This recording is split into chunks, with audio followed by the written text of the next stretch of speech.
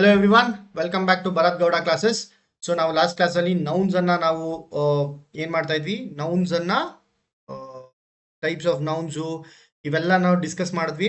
So ಆ nouns ಗೆ ಸಂಬಂಧಪಡುವಂತಹ ಒಂದು ಕೆಲವೊಂದು PYQs ಗಳನ್ನ ನಾವು ಇವತ್ತು ಡಿಸ್ಕಸ್ ಮಾಡೋಣ.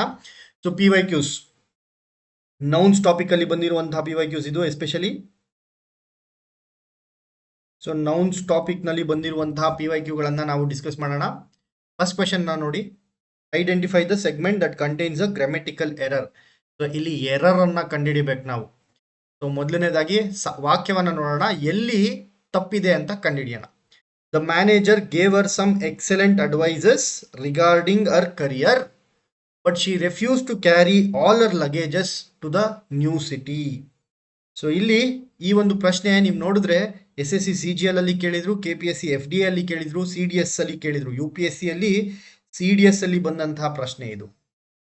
ಓಕೆ, ಸೊ ಇದನ್ನ ಏನ್ ತಪ್ಪಿದೆ ಸರ್ ಇದರಲ್ಲಿ ಅಂತಂದ್ರೆ, ಫಸ್ಟ್ ಆಫ್ ಆಲ್ ನೌನ್ಸ್ ಅಲ್ಲಿ ಬರುವಂತಹ ಟಾಪಿಕ್ ಇದು. ಏನ್ ಸರ್ ಟಾಪಿಕ್? ಸೊ ನಿಮ್ಗೆ ನಾನು ಲಾಸ್ಟ್ ಕ್ಲಾಸ್ ಅಲ್ಲಿ ಹೇಳಿದ್ದೆ ಟ್ರ್ಯಾಪ್ ಪಾಯಿಂಟ್ಸ್. ಅದರಲ್ಲಿ ಮೊದಲನೇ ಟ್ರ್ಯಾಪ್ ಪಾಯಿಂಟ್ಸ್ ಅನ್ನ ನಾನು ನಿಮ್ಗೆ ಹೇಳ್ಕೊಟ್ಟಿದ್ದೆ ಅಲ್ವಾ. ಸೊ ಕೆಲವೊಂದು ಪದ ಇರ್ತವೆ, ಆ ಪದಗಳನ್ನ ನಾವು ಯಾವಾಗಲೂ ಏನಂತ ಯಾವ್ದ್ರಲ್ಲಿ ಬಳಸ್ಬೇಕು, ಏಕವಚನದಲ್ಲೇ ಬಳಸ್ಬೇಕು ಅಂತ. ಸೊ ಇಲ್ಲಿ ಅದೇ ರೀತಿ ಅಡ್ವೈಸ್ ಅಂದ್ರೆ ಬುದ್ಧಿಮಾತುಗಳು ಅಂತ ಅನ್ನಲ್ಲ ನಾವು. ಆಕ್ಚುಲಿ ಕನ್ನಡದಲ್ಲಿ ಅಂತೀವಿ ಬುದ್ಧಿಮಾತುಗಳನ್ನ ಕೇಳಪ್ಪ ಅಂತ. ಸೊ ಇಂಗ್ಲಿಷ್ ನಲ್ಲಿ ಅಡ್ವೈಸಸ್ ಅಂತ ಕರೆಯಲ್ಲ, ಅಡ್ವೈಸ್ ಅಂತ ಮಾತ್ರ ಇರುತ್ತೆ. ಓಕೆ, ಬರೀ ಅಡ್ವೈಸ್ ಅಂತ ಮಾತ್ರ ಇರುತ್ತೆ. The manager gave her some excellent advice. ಹಾಗಾಗಿ ತಪ್ಪೆಲ್ಲಿದೆ? ಆಪ್ಷನ್ ಎ ಅಲ್ಲಿ ತಪ್ಪಿದೆ ಸರ್. ಮುಗೀತು ಸರ್ ಅಂದ್ರೆ ತಪ್ಪಾಗತ್ತೆ, ಪೂರ್ತಿಯಾಗಿ ಓದ್ಬೇಕು. But she refuse to carry all her luggages to the new city. ಇಲ್ಲಿ ಲಗೇಜಸ್ ಅನ್ನುವಂಥದ್ದನ್ನು ಕೂಡ, ಲಗೇಜಸ್ ಅಂತ ನಾವನ್ನಲ್ಲ, ಎಷ್ಟೇ ಲಗೇಜ್ ಇದ್ರೂ ಕೂಡ ನಾವು ಲಗೇಜ್ ಅಂತಾನೆ ಕರಿಬೇಕು. ಎಷ್ಟೇ ಲಗೇಜ್ಗಳಿದ್ರು ಕೂಡ ನಾವು ಲಗೇಜ್ ಅಂತಾನೆ ಕರಿಬೇಕು. ಫರ್ನಿಚರ್, ಸೊ ಫರ್ನಿಚರ್ಗಳನ್ನು ಫರ್ನಿಚರ್ಸ್ ಅನ್ನಲ್ಲ, ಬರೀ ಫರ್ನಿಚರ್ ಅನ್ಬೇಕು. ಎಷ್ಟೇ ಫರ್ನಿಚರ್ಗಳಿದ್ರು, ಎಷ್ಟೇ ಕುರ್ಚಿಗಳಿದ್ರು ಅದೆಲ್ಲ ಒಂದು ಗುಂಪಾಗಿ ಏನಂತ ಕರಿತೀವಿ? ಫರ್ನಿಚರ್ ಅಂತ ಕರಿತೀವಿ. ಓಕೆ, ಲಗೇಜ್, ಫರ್ನಿಚರ್, ಅಡ್ವೈಸ್ ಇವೆಲ್ಲ ಏಕವಚನದಲ್ಲೇ ಇರಬೇಕಾಗಿರುವಂಥದ್ದು. ಓಕೆ, ಸೊ ಇದು ಮೊದಲನೇ ಒಂದು ಕ್ವೆಶನ್. ನೆಕ್ಸ್ಟ್ ಕ್ವೆಶನ್ ಅನ್ನ ನೋಡಿ, fill in the blank with grammatically correct option. So ಯಾವುದು ಕರೆಕ್ಟ್ ಆಗಿದೆ ಅಂತ ನಾವು ಹುಡುಕ್ಬೇಕಿದ್ರಲ್ಲಿ. ಯಾವ ಒಂದು ಪದ ಇದಕ್ಕೆ ಸರಿಯಾಗಿ ಹೊಂದುತ್ತೆ ಅಂತ ಅಂತ ನಾವು ಕಂಡುಹಿಡಿಬೇಕು. The committee has decided to strictly implement a dash plan to revive the state's economy. So ಇದು ಕಾಂಪೌಂಡ್ ನೌನ್ಗೆ ಬರುವಂತಹ ಪ್ರಶ್ನೆ. ಕಾಂಪೌಂಡ್ ನೌನ್ ಅಲ್ಲಿ ಕೇಳಿರುವಂತಹ ಪ್ರಶ್ನೆ. ಸೊ ಕಾಂಪೌಂಡ್ ನೌನ್ ಅಲ್ಲಿ the committee has decided to strictly implement a dash plan. So dash plan ಅಂತ ಬಂದಾಗ ನಾವು ಯಾವಾಗ್ಲೂ ಏನಂತೀವಿ? 5 year ಪ್ಲಾನ್ ಅಂತ ಕರಿತೀವಿ. ಸೊ 5 year ಪ್ಲಾನ್, 5 years ಅನ್ನಲ್ಲ, 5 year ಪ್ಲಾನ್ ಅಂತ ಕರಿತೀವಿ. ಅಂದ್ರೆ 5 ವರ್ಷಗಳ ಯೋಜನೆ ಅನ್ನಲ್ಲ, ಪಂಚವಾರ್ಷಿಕ ಯೋಜನೆ. ಹೌದಲ್ವಾ? ಕನ್ನಡದಲ್ಲಿ ನಾವೇನಂತೀವಿ? ಪಂಚವಾರ್ಷಿಕ ಯೋಜನೆ ಅಂತೀವಿ. ಅದನ್ನೇ ಇಂಗ್ಲಿಷ್ ನಲ್ಲಿ 5 ವರ್ಷ, 5 years ಪ್ಲಾನ್, 5 years ಅನ್ನಲ್ಲ, 5 year ಪ್ಲಾನ್ ಅಂತೀವಿ. 5 year ಪ್ಲಾನ್ ಅಂತ ಕರಿತೀವಿ. ಸೊ ಕನ್ನಡದಲ್ಲೂ ಪಂಚವರ್ಷಗಳ ಯೋಜನೆ ಅನ್ನಲ್ಲ ಅಲ್ವಾ, ಪಂಚವಾರ್ಷಿಕ ಯೋಜನೆ ಅಂತಾನೆ ಕರೆಯೋದು. ಒಂದು ಏಕವಚನ ಬರುತ್ತೆ ಅಲ್ಲಿ. ಓಕೆ, ಏಕವಚನ ಬರುತ್ತೆ. ಪಂಚವಾರ್ಷಿಕ ಯೋಜನಾ ಅಂತ ಅಂತೀವಲ್ವಾ.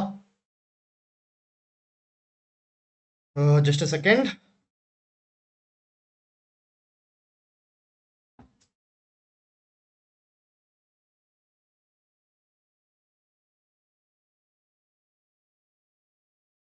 So next question ನೋಡೋಣ. Consider the following statements regarding the pluralisation of nouns of foreign origin.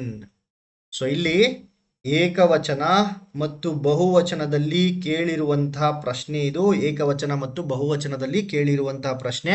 So ಈ ಒಂದು ಪ್ರಶ್ನೆಯನ್ನ ಹೇಗೆ ಸಾಲ್ವ್ ಮಾಡ್ಬೇಕಪ್ಪ ಅಂತಂದ್ರೆ, ಏಕವಚನದಲ್ಲಿ ನಾವೇನಂತೀವಿ? ಕ್ರೈಟೀರಿಯಾನ್ ಅಂತೀವಿ.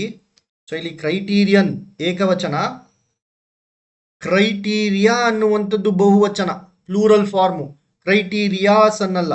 ಸೊ ಎಸ್ ಅನ್ನುವಂಥದ್ದನ್ನ ಬಳಸಲ್ಲ ನಾವು. ಕ್ರೈಟೀರಿಯಾ ಅನ್ನುವಂಥದ್ದೇ ಬಹುವಚನ. ಹಾಗಾಗಿ ಕ್ರೈಟೀರಿಯಾಸ್ ಪ್ಲೂರಲ್ ಫಾರ್ಮ್ ಅಂದ್ರೆ ಇದು ತಪ್ಪು. ಸೊ ಮೊದಲನೇ ಸ್ಟೇಟ್ಮೆಂಟ್ ಏನು ತಪ್ಪಾಗುತ್ತೆ. ಎರಡನೇ statement correct. Phenomenon, phenomenon, phenomena. ಹಾಗೆ ರೇಡಿಯಸ್, ರೇಡಿಯೈ, ರೇಡಿಯಸ್ ಮತ್ತು ರೇಡಿಯೈ ಅನ್ನುವಂಥದ್ದು ಸರಿಯಾದ ಏಕವಚನ ಮತ್ತು ಸರಿಯಾದ ಬಹುವಚನ. ಹಾಗಾಗಿ ಯಾವ್ದು ಕರೆಕ್ಟು? 2 ಮತ್ತು 3 ಕರೆಕ್ಟು. ಆಪ್ಷನ್ ಬಿ ಸರಿಯಾದ ಉತ್ತರ ಆಗುತ್ತೆ. ಓಕೆ, ಸೊ ನಿಮ್ಮ ಹೋಮ್ವರ್ಕ್ ಏನಪ್ಪಾ ಇವಾಗ ಅಂತಂದ್ರೆ ಕಲೆಕ್ಟಿವ್ ನೌನ್ಸ್ಗಳ ಒಂದು ಲಿಸ್ಟನ್ನು ನೀವು ಇಟ್ಕೊಬೇಕು. ಸೊ ಕಲೆಕ್ಟಿವ್ ನೌನ್ಸ್ಗಳ ಲಿಸ್ಟನ್ನು ನೀವು ಮಾಡಬೇಕು. ಎರಡನೇದಾಗಿ ಇದು ಮೊದಲನೇ ಹೋಮ್ವರ್ಕ್. ಎರಡನೇ ಹೋಮ್ವರ್ಕ್ ಏನಪ್ಪಾ ಅಂತಂದ್ರೆ ಕೆಲವೊಂದು ಕಲೆಕ್ಟಿವ್ ನೌನ್ಸು ಇಮೇಜಸ್ನ ನಾನು ಅಪ್ಲೋಡ್ ಮಾಡ್ತೀನಿ. ಇನ್ನ ಕೆಲವೊಂದು ಕಲೆಕ್ಟಿವ್ ನೌನ್ಸ್ಗಳನ್ನು ನೀವು ಕಲಿಬೇಕಾಗುತ್ತೆ. ಆಯ್ತಾ? ಕಲೆಕ್ಟಿವ್ ನೌನ್ಸು ಅಂದ್ರೆ ಯಾವ ಗುಂಪನ್ನ ಏನಂತ ಹೆಸರನ್ನ ಕೊಡ್ತೀವಿ. ಸೊ ಗುಂಪು, group of, name. So 2 table ಅನ್ನ ಮಾಡ್ಕೋಬೇಕಾಗತ್ತೆ ಈ ತರ. ಸೊ ಎರಡನೇದಾಗಿ ಏನ್ ಬರುತ್ತೆ? ಏಕವಚನ ಮತ್ತು ಬಹುವಚನದ ಟೇಬಲ್, ಸಿಂಗ್ಯುಲರ್ ಮತ್ತು ಪ್ಲೂರಲ್ ಟೇಬಲ್.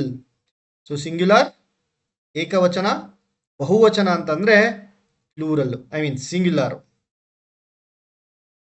ಏಕವಚನ ಮತ್ತು ಬಹುವಚನದ ರೂಪವನ್ನ ಒಂದು ಟೇಬಲ್ನ ರೀತಿಯಲ್ಲಿ ನೀವು ಮಾಡ್ಕೋಬೇಕಾಗತ್ತೆ.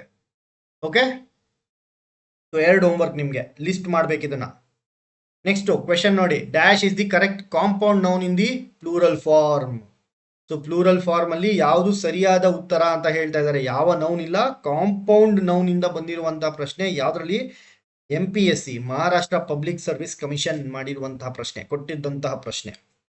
So brother in law, brother in law ಅಂದ್ರೆ ಭಾವ ಅಥವಾ ಮೈದನ. ಬ್ರದರ್ ಇನ್ ಲಾ, ಭಾವ ಅಥವಾ ಬಾಮೈದ ಅಂತ ಕರಿತೀವಿ ನಾವು ಕನ್ನಡದಲ್ಲಿ.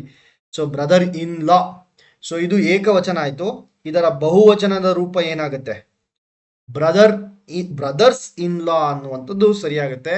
ಬ್ರದರ್ ಇನ್ ಲಾಸ್ ಅನ್ನುವಂಥದ್ದು ತಪ್ಪು. ಬ್ರದರ್ಸ್ ಇನ್ಸ್ ಲಾಸ್ ಅನ್ನುವಂಥದ್ದು ತಪ್ಪು. ಬ್ರೆತ್ರೆನ್ ಇನ್ ಲಾ ಅನ್ನುವಂಥದ್ದು ತಪ್ಪಾಗುತ್ತೆ. ಬ್ರದರ್ಸ್ ಇನ್ ಲಾ ಅನ್ನುವಂಥದ್ದು ಕರೆಕ್ಟ್ ಆಗುತ್ತೆ. ಓಕೆ, ಇನ್ನೊಂದು ಪ್ರಶ್ನೆ ನೋಡಿ ಅದೇ ತರ. There are not enough, there are not enough rice, so I cannot make pulao. ಎಲ್ಲಿ ತಪ್ಪಿದೆ ಅಂತ ಕೇಳ್ತಾ ಇದ್ದಾರೆ. ಸೊ ಇಲ್ಲಿ ರೈಸ್ ಅನ್ನುವಂಥದ್ದೇನೋ, ರೈಸ್ ಅನ್ನುವಂಥದ್ದು ಯಾವ type of noun? Uncountable noun. So uncountable noun ಅಲ್ಲಿ ನಾನು ನಿಮ್ಗೆ ಒಂದು ಕ್ಯಾರೆಕ್ಟರ್ನ ಹೇಳ್ಕೊಟ್ಟೆ. ಅನ್ಕೌಂಟಬಲ್ ನೌನ್ಸ್ ಯಾವಾಗ್ಲೂ ಯಾವ ಒಂದು ಫಾರ್ಮ್ ಅಲ್ಲಿ ಇರಬೇಕು, ಯಾವ ರೂಪದಲ್ಲಿ ಇರುತ್ತೆ? ಯಾವಾಗ್ಲೂ ಏಕವಚನದ ರೂಪದಲ್ಲೇ ಇರುತ್ತೆ. ಹಾಗಾಗಿ ಅಕ್ಕಿಗಳು ಅನ್ನಲ್ಲ, ದೇರ್ ಆರ್ ಅಂತ ಬಳಸಲ್ಲ, ದೇರ್ ಈಸ್ ಅಂತ ಬಳಸ್ಬೇಕು. ಸೊ ತಪ್ಪೆಲ್ಲಿದೆ? ಆರ್ ಅನ್ನುವಂಥದ್ದು ತಪ್ಪು. ಆಪ್ಷನ್ನ ಪ್ರಕಾರ ದೇರ್ ಆರ್ ಅನ್ನುವಂಥದ್ದು ತಪ್ಪು. ಸೊ ಅಲ್ಲಿ ಬರಬೇಕಾಗಿರುವಂಥದ್ದು ದೇರ್ ಈಸ್ ಅಂತ. ಹಾಗಾಗಿ ಎರಡನೇ ಆಪ್ಷನ್ ಸರಿಯಾದ ಉತ್ತರ ಆಗುತ್ತೆ. ಸೊ ಏಕವಚನ ಮತ್ತು ಬಹುವಚನದ ರೂಪದಲ್ಲಿ ಆಟ ಆಡ್ತಾ ಇರುವಂತಹ ಪ್ರಶ್ನೆಗಳಿವು. ನೆಕ್ಸ್ಟ್ ಕ್ವೆಶನ್ ನೋಡಿ. Select the group of words which are singular. So singular ಪದಗಳನ್ನ ನಾವು ಕಂಡುಹಿಡಿಬೇಕು. ಇದರಲ್ಲಿ ಯಾವುದು ಸಿಂಗ್ಯುಲಾರ್ ಪದ? ಡೇಟಾ ಅನ್ನುವಂಥದ್ದು ಹೌದು ಸಿಂಗ್ಯುಲಾರ್ ಪದ. ಇನ್ಫಾರ್ಮೇಶನ್ ಅನ್ನುವಂಥದ್ದು ಹೌದು. ಏನು ಇನ್ಫಾರ್ಮೇಶನ್ ಅನ್ನುವಂಥದ್ದನ್ನ ನಾವು ಯಾವಾಗ್ಲೂ ಏನಂತ ಮಾಡ್ತೀವಿ? ಯಾವಾಗ್ಲೂ ಬಹುವಚನದ ರೂಪದಲ್ಲೇ ಇರುತ್ತೆ ಅಂತ ಅಂತೀವಿ ನಾವು, ಇನ್ಫಾರ್ಮೇಶನ್ ಅನ್ನುವಂಥದ್ದು. ಓಕೆ, ಇಲ್ಲಿ ದೀಸ್ ಅನ್ನುವಂಥದ್ದು, ದೀಸ್ ಅನ್ನುವಂಥದ್ದು ಬಹುವಚನ. ಆರ್ಟಿಕಲ್ ಅನ್ನುವಂಥದ್ದು ಏಕವಚನ, ಪೆನ್ ಅನ್ನುವಂಥದ್ದು ಏಕವಚನ, ಪೆನ್ಸಿಲ್ ಅನ್ನುವಂಥದ್ದು ಏಕವಚನ, ಬಟ್ ಒಂದು ಬಹುವಚನ ಇದ್ದದೆ. ಹಾಗಾಗಿ ಆಪ್ಷನ್ 2 ತಪ್ಪು. ಓಕೆ, ಕ್ಯಾರಮ್ಸ್ ಇದು ಬಹುವಚನ. ಕಾರ್ಡ್ ಅನ್ನುವಂಥದ್ದು ಏಕವಚನ, ಚೆಸ್ ಅನ್ನುವಂಥದ್ದು ಏಕವಚನ, ಡೈಸ್ ಅನ್ನುವಂಥದ್ದು ಏಕವಚನದ ನಾಮಪದ. ಓಕೆ, ಕ್ಯಾರಮ್ಸ್ ಅನ್ನುವಂಥದ್ದು ಬಹುವಚನ, ಹಾಗಾಗಿ ಇದು ಕೂಡ ತಪ್ಪು. ಸಿಲಬಸ್, ನ್ಯೂಕ್ಲಿಯೈ, ಫೋಕಸ್, ಬ್ಯಾಕ್ಟೀರಿಯಂ ಇವೆಲ್ಲವರು ಕೂಡ ಯಾವುದು? ಏಕವಚನದ ರೂಪಗಳು. ಓಕೆ, ಸೊ ಇದಕ್ಕೊಂದು ಆ ಏಕವಚನ ಮತ್ತು ಬಹುವಚನದ ಟೇಬಲ್ ಹೇಳಿದ್ನಲ್ವಾ, ಸಿಂಗ್ಯುಲಾರ್ ಮತ್ತು ಪ್ಲೂರಲ್, ಸಿಂಗ್ಯುಲಾರ್ ಪ್ಲೂರಲ್. ಸೊ ಇಲ್ಲೊಂದು 4 ಪದ ಇದಾವೆ, ಬರ್ಕೋಬೇಕು ಇದನ್ನ. ಸಿಂಗ್ಯುಲರ್ ಅಲ್ಲಿ ಸಿಲಬಸ್ ಅಂತೀವಿ, ಅದೇ ಪ್ಲೂರಲ್ ಅಲ್ಲಿ ಏನಂತೀವಿ, ಸಿಲಬೈ ಅಂತೀವಿ. ಏನಂತ ಕರಿತೀವಿ, ಸಿಲಬೈ ಅಂತ ಕರಿತೀವಿ. ಎರಡನೇದಕ್ಕೆ ನ್ಯೂಕ್ಲಿಯಸ್ ಅಂತ ಕರೀತಾರೆ ಸಿಂಗ್ಯುಲರ್ ಆಗಿ. ಪ್ಲೂರಲ್ ಆಗಿ ಏನಂತ ಕರೀತಾರೆ, ನ್ಯೂಕ್ಲಿಯೈ ಅಂತ ಕರೀತಾರೆ, ನ್ಯೂಕ್ಲಿಯೈ ಅಂತ ಕರೀತಾರೆ. ಮೂರನೇದಾಗಿ ಫೋಕಸ್ ಸಿಂಗ್ಯುಲರ್ ಏಕವಚನ, ಫೋಕೈ ಅನ್ನುವಂಥದ್ದು, ಫೋಸೈ ಅಂತಾರೆ ಅಥವಾ ಫೋಕೈ ಅಂತಾರೆ, ಇದು ಪ್ಲೂರಲ್ ಫಾರ್ಮ್, ಬಹುವಚನದ ರೂಪ. ನಾಲ್ಕನೇದು ಬ್ಯಾಕ್ಟೀರಿಯಂ ಅನ್ನುವಂಥದ್ದು ಏಕವಚನ, ಅದೇ ರೀತಿ ಬಹುವಚನದಲ್ಲಿ ಏನಾಗುತ್ತದು, ಬ್ಯಾಕ್ಟೀರಿಯಾ ಆಗುತ್ತೆ. ಏನಾಗುತ್ತೆ, ಬ್ಯಾಕ್ಟೀರಿಯಾ ಆಗತ್ತೆ. ಸಿಂಪಲ್, ಈಸಿ ಇದೆ ಅಲ್ಲ. So these are the PYQs for nouns. ಆಯ್ತಾ? ನೆಕ್ಸ್ಟ್ ಕ್ಲಾಸ್ ಅಲ್ಲಿ ನಾವೇನ್ ಮಾಡೋಣ, ಪ್ರನೌನ್ಸ್ ಬಗ್ಗೆ ನೋಡೋಣ.